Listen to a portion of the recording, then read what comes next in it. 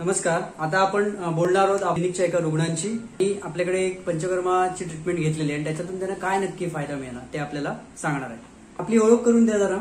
मी विनय वासुदेव प्रभू तेंडुलकर. मी पिंगोळी तिथे कुडाळ त्याच्या शेरमध्ये मी राहते. वय काय आपलं? माझं वय 43. पूर्वी आपल्याला काय आरोग्यविषयक तक्रारी होत्या म्हणून आपण इथे आलात? पूर्वी माझ्या डोळ्याच्या जरा प्रॉब्लेम होते.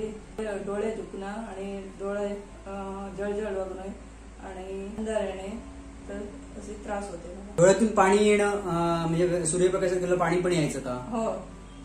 आणि डोकं कुठल्या बाजूचं दुखत होतं? उजव्या बाजूला. उजव्या बाजूला डोकं दुखत. हो. बर. मग आमच्या क्लिनिकमध्ये आपल्याला कशा प्रकारची ट्रीटमेंट मिळाली किंवा पंचकर्म मिळालं आणि त्याने काय काय फायदा झाला? डोळे दुखणं कमी झालं आणि पाणी येणं ते पण कमी झालं आणि जळजळणं पण कमी झालं.